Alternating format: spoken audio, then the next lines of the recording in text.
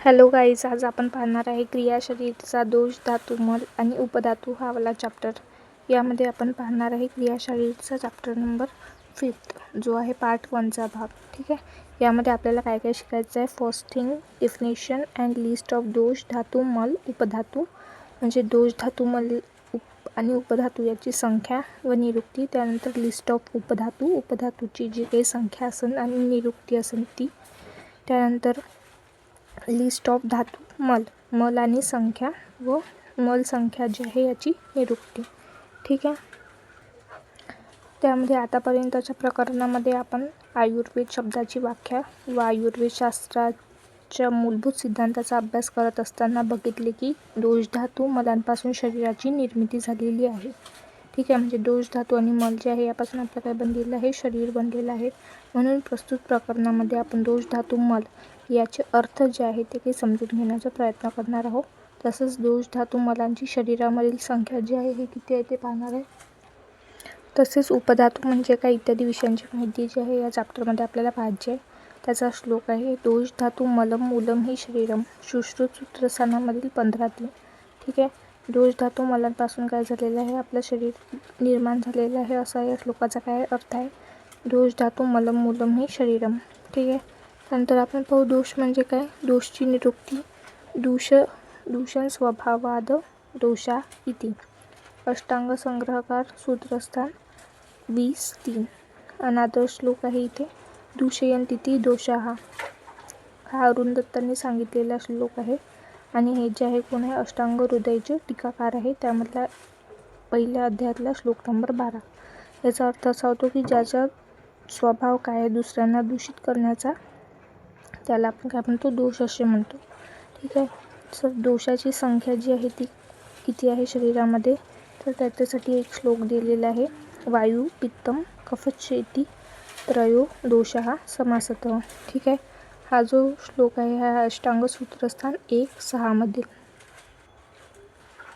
तर त्या श्लोकाचा काय अर्थ आहे की वात, पित्त आणि कफ हे 3 काय आहे आपल्या शरीरामध्ये प्रेझेंट असणारे दोष आहे.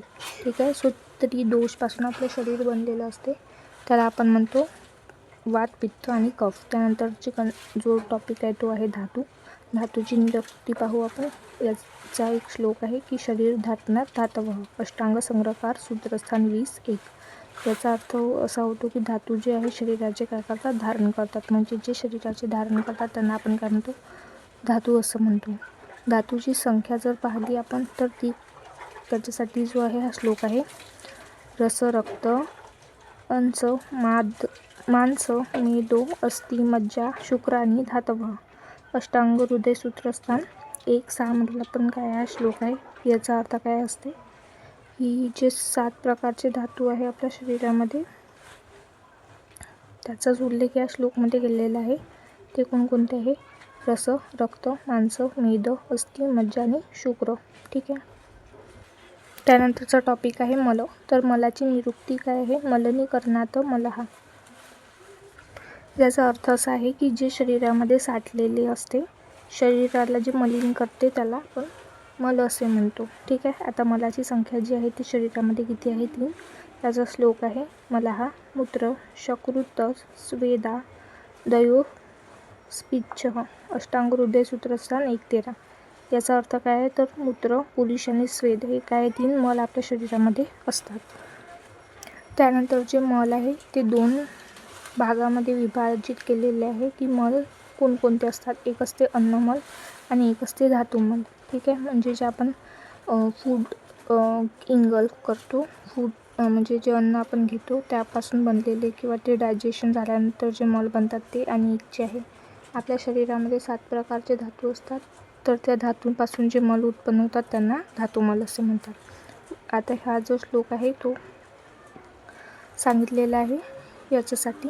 तर या हा जो श्लोक आहे यामध्ये काय सांगितलेलं आहे की हे जे अन्नमल आणि धातुमल आहे याची माहिती दिलेली आहे.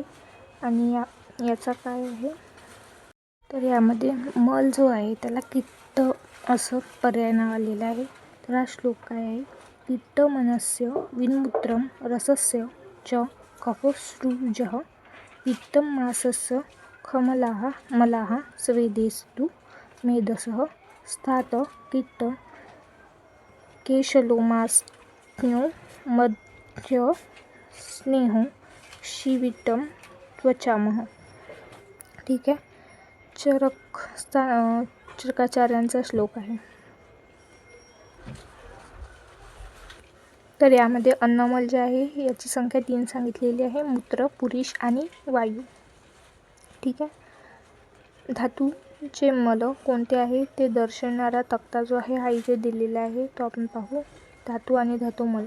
रस जो आहे याचा धातुमल आहे कफ, रक्ताचा आहे पित्त, मांसचा आहे खमल, त्यानंतर आहे मेद याचा आहे स्वेद, त्यानंतर अस्थिचा आहे केश आणि लोम, मज्जाचा आहे अक्षी, वीट त्वकस्नेह. त्यानंतर आपण पाहू नेक्स्ट टॉपिक. त्यामध्ये काय सांगितलेलं आहे तर अष्टांग हृदयामध्ये जो ओज आहे याला शुक्र धातूचा जो मल आहे असं सांगितलेलं आहे. पण चरक संहितेनुसार जर आपण पाहिलं तर शुक्र हा काय आहे सगळ्यात शुद्ध धातू आहे आणि असा शुक्र शुद्ध असल्याने त्याचा जो मल आहे तो बनणे शक्य नाही असं काय सांगितलेलं आहे, चरक संहितेमध्ये सांगितलेलं आहे. ठीक आहे. त्यानंतर आपण बघू उपधातू. उपधातू जे आहे ते काय असतात, धातूंपासून जे निर्माण होतात त्याला आपण काय म्हणतो, उपधातू असं म्हणतो. उपधातू शरीराचे पोषण करते, पण शरीर धारणाच्या दृष्टिकोनातून त्यांचे कार्य धातूंच्या तुलनेमध्ये काय असते, दुय्यम असते. म्हणजे शरीर धारण करण्यासाठी उपधातू जे आहे हे इनडायरेक्टली हेल्प करतात आणि धातू जे आहे हे डायरेक्टली इन्व्हॉल्व असतात. ठीक आहे. उदाहरणार्थ जर आपण पाहिला की दंत हे अस्थि धातूचे उपधातू आहे, चर्वण करणे हे दाताचे कार्य आहे. ठीक आहे. योग्य अन्न चर्वणावरच पचनक्रिया अवलंबून असते. दात पडल्यामुळे अन्नचर्वण जे आहे हे योग्य न झाल्याने पचन कार्यामध्ये विकृती येते, पण शरीर धारणात व्यत्यय येत नाही. म्हणजे जे धातू असतात हे मेन कार्य करण्यासाठी जे आहे ते मदत करतात आणि उपधातू जे आहे हे शरीर धारणात मदत न करता तर शरीर जे आहे ते व्यवस्थित फिजिओलॉजिकल प्रोसेस आहे आपण म्हणू शकतो, किंवा ज्या क्रिया आहे त्यांवर लक्ष ठेवण्यासाठी किंवा त्या घडवून आणण्यासाठी जे आहे उपधातू मदत करत असतात. ठीक आहे.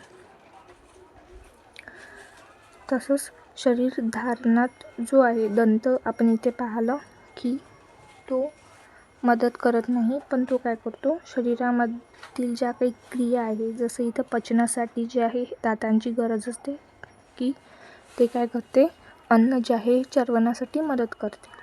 ठीक आहे. तर हे जे आहे हे स्थान जे आहे काय झालं, दुय्यम स्थान झालं, जे कोणाचं आहे तर दंताचं आहे.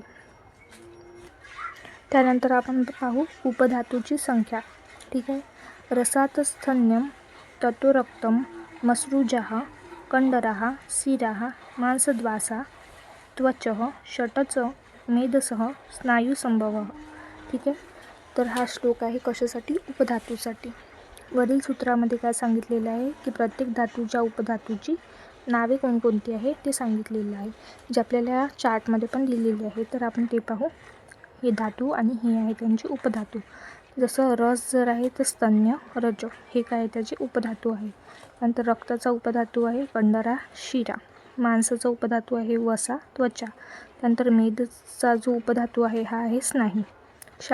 शाळंगधर संहितेनुसार जर आपण पाहिलं तर त्यांनी किती उपधातू सांगितलेले आहे, तर शाळंगधर संहितेमध्ये रस, रक्त व मांस धातूचे उपधातू चरक मतानुसारच सांगितलेले आहे, परंतु मेद, अस्थि व मज्जा धातू जे आहे यांचे जे उपधातू आहे याबद्दल काय आहे थोडंसं वेगळं सांगितलेलं आहे, म्हणून तिथे काय आढळते आपल्याला मतभेद झालेले आढळतात.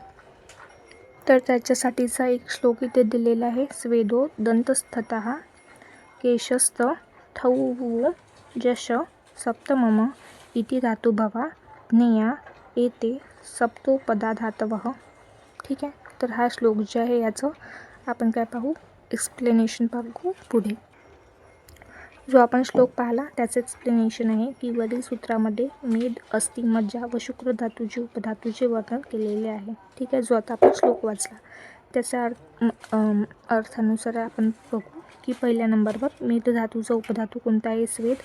अस्थिधातूचा उपधातू आहे दंत आणि मज्जा जो आहे धातू आपला त्याचा उपधातू काय आहे केश. ठीक आहे.